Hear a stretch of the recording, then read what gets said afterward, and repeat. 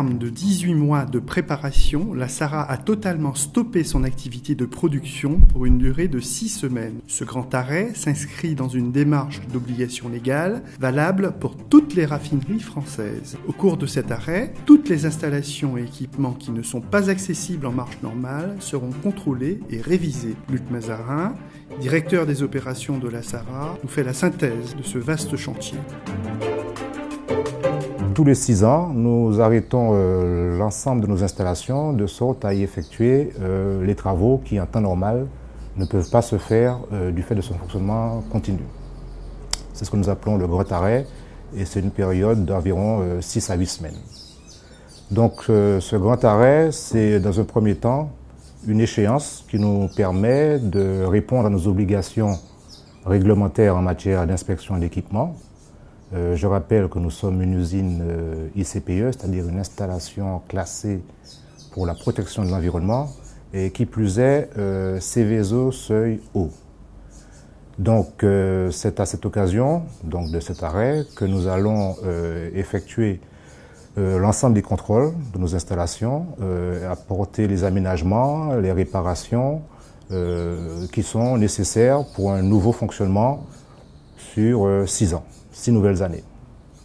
Donc à cette occasion, nous profitons pour faire des travaux d'investissement qui visent à réduire notre impact sur l'environnement, à accroître la sécurité de nos installations, à améliorer les performances techniques ou tout simplement rénover certaines installations. Il y a généralement un très fort enjeu sur la sécurité, puisque il y a environ 600 personnes sur le site, avec tous les dangers et tous les risques inhérents à un chantier.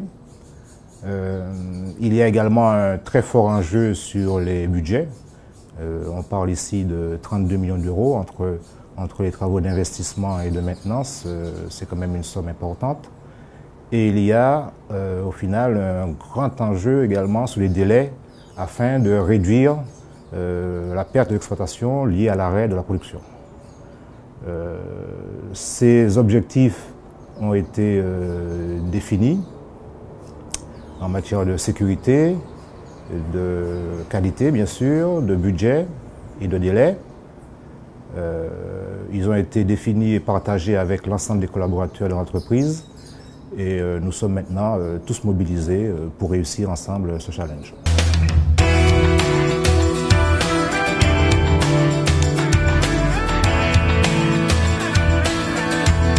Un grand arrêt est une opération longue et complexe. Le grand arrêt de la SARA est avant tout une expérience humaine. 600 personnes doivent collaborer en respectant des procédures de sécurité et techniques très strictes. C'est également un important chantier où l'on travaille sous contrainte, où l'on distingue des travaux à caractère d'inspection, de maintenance et de mise à niveau. Tout cela est préparé dans les règles de l'art par une équipe de 18 personnes. Bruno Missmaker, chef de projet grand arrêt de la SARA, nous en dit quelques mots. Un grand arrêt, c'est un nombre important de personnes supplémentaires que nous accueillons sur le site, des corps de métier multiples et des travaux qui se passent un peu partout sur le site avec une forte coactivité. Il faut savoir que nous allons accueillir plus de 600 personnes sur ce site et que notre premier objectif, c'est de les accueillir, donc de travailler sur l'aspect logistique, c'est-à-dire parking, circulation, hébergement, restauration. C'est le premier enjeu de notre grand arrêt. Il faut savoir qu'un arrêt, c'est le moment unique pendant lequel nous pouvons faire des investissements et mettre en place notre plan d'investissement, notre plan de modernisation sur lequel nous travaillons depuis presque 18 mois. Nous avons à fédérer tout le professionnalisme des personnes que nous allons accueillir et qui sont sur le site à longueur d'année. Nous allons aussi exacerber la solidarité entre les différentes équipes, tout cela pour s'unir dans un objectif commun.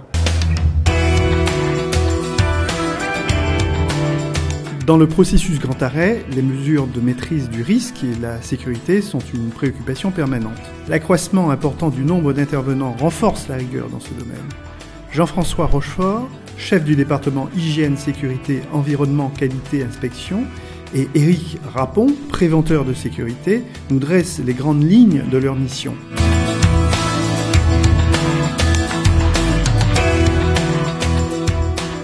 nous avons convenu de mettre en place ce qu'on appelle un challenge sécurité.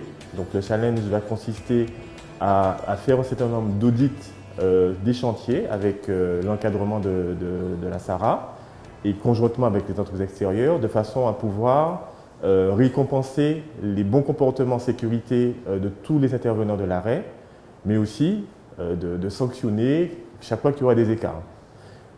Donc à la fin de l'arrêt, nous allons récompenser les 3 entreprises les plus méritantes en termes de sécurité. Par contre, si effectivement nous relevons un certain nombre d'écarts, nous allons mettre en œuvre des mesures de façon à ce que les agents concernés puissent être sensibilisés, voire sortis des chantiers, de façon à ce qu'il n'y ait pas d'accident. Donc en plus de cette politique de ce challenge, nous avons eu une préparation très collégiale entre la maintenance, l'exploitation et la sécurité concernant toutes les mesures de prévention et de protection des hommes, des machines durant cet arrêt. Nous mettons en sorte toute une batterie de choses pour nous permettre d'arriver à la fin de l'arrêt sans accident. Donc ça passe par quoi? Au niveau des procédures d'autorisation de travail, où de manière très rigoureuse nous faisons l'analyse des risques et où chaque personne est bien consciente et a bien compris chaque préconisation de manière à ce que ça soit appliqué sur le terrain. En matière de travaux spécifiques, nous avons ce que nous appelons les procédures spéciales travaux qui nous permet détail par détail, de manière précise à dérouler tous les travaux de manière à ce qu'on arrive au bout sans accident. Nous avons également le plan de prévention où là nous aurons toutes les entreprises au plus haut niveau. Nous allons détailler l'ensemble des risques inhérents aux travaux d'arrêt, mais également tous les risques persistants, c'est-à-dire les risques liés au fonctionnement normal de la raffinerie. Il ne faut pas oublier que malgré la période d'arrêt, nous allons continuer à approvisionner les stations-service, notamment la Guadeloupe et la Guyane. Donc il y a des installations qui seront en marche avec le risque de tous les jours. Donc il faudra prendre en compte, en plus de tous ces risques liés aux travaux d'arrêt. Donc tout ça a été bien préparé de manière à ce que nous arrivons sans accident, qui je rappelle est l'objectif prioritaire de l'arrêt. Un grand arrêt est une formidable opportunité en termes d'expérience pour le personnel de la SARA. C'est l'occasion d'innover en termes de production et d'organisation. C'est aussi l'occasion de se confronter aux ressources externes qui œuvrent en permanence autour des grands arrêts. Philippe Molinier, chef du département exploitation, et Daniel Jean-Marie, chef du département maintenance, en savent quelque chose.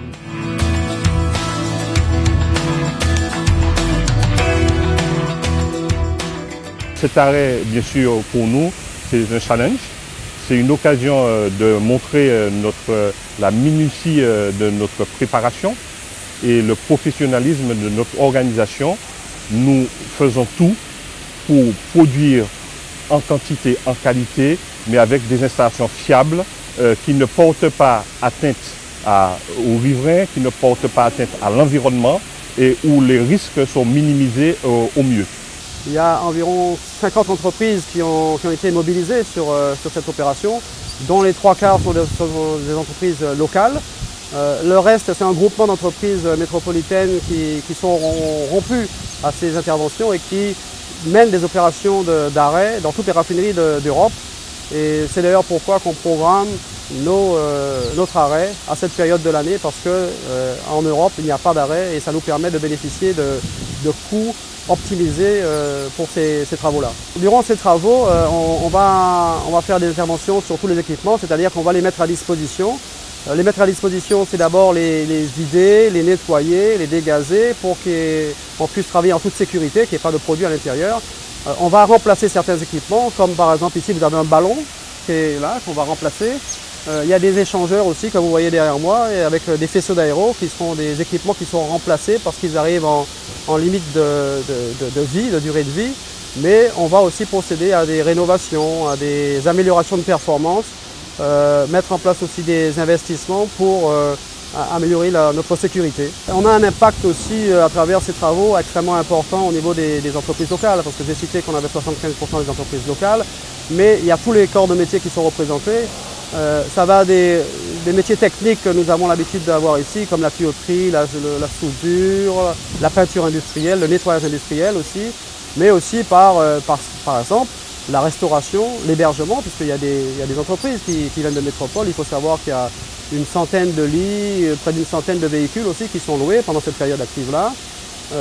Il y a aussi, par exemple, quelque chose qui peut être surprenant, mais pour les besoins de communication, comme je disais, et d'information sur le site, on a besoin d'informer les gens et on a mis en place une sonorisation. Donc on a quelqu'un, un prestataire qui va installer une sono pour diffuser des messages de sécurité vis-à-vis des entreprises. Alors, notre challenge aussi, et sur lequel on s'appuie aussi, c'est que le bénéfice de ces entreprises de métropole qui sont rompues, comme je disais, à ces interventions, va transpirer au niveau des entreprises locales, leur apporter un savoir-faire et les entraîner vers une démarche que nous avons aussi initiée en local en Martinique, qui est le MAS, qui est le manuel d'amélioration de la sécurité des entreprises, vers lequel on s'oriente, c'est-à-dire d'améliorer la sécurité des entreprises du tissu local martiniquais pour ces travaux industriels.